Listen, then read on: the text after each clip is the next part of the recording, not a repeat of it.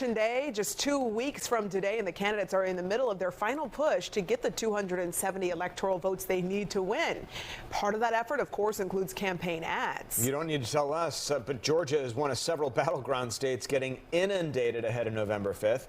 Fox 5's Tyler Finger is here to look at just how much money is flowing into the state. Tyler joining us now in studio with some new numbers. Tyler? Hey, yeah, guys, good evening to you. The numbers are huge. Georgia is a battleground state, and that means big bucks are being spent here. A new report out this month has found since late July, the campaigns combined have spent more than $140 million on ads in our state.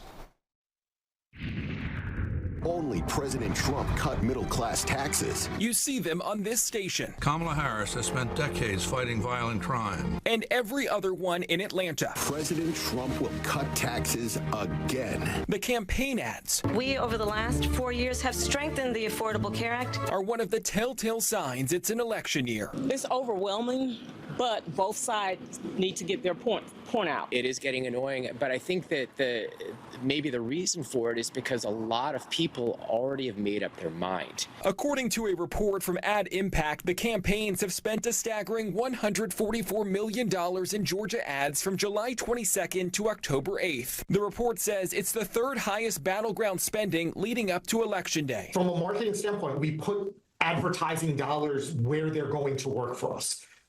In the context of election, we need to get to 50% plus one in that particular state. David Schweidel is a professor of marketing at Emory University. He says it makes sense that former President Donald Trump and Vice President Kamala Harris are focusing on Battleground Georgia, even if it's annoying voters. I think a lot of what we're seeing is geared toward making sure your base shows up and votes for you instead of sitting out the election. With early voting underway and Election Day close, nothing will change with Kamala. This guy, he don't know anything about that. The ads, specifically the attack ones, are far from over as campaigns try to sway the final undecided voters. I don't like that mudslinging. You know, I understand that it's political. However, you know, it's too much at times.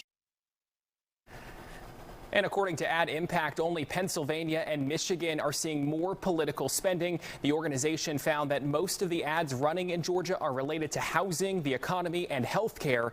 The report says the Trump and Harris campaigns are spending about equally in Georgia, but across all the battlegrounds, Democrats are outspending Republicans.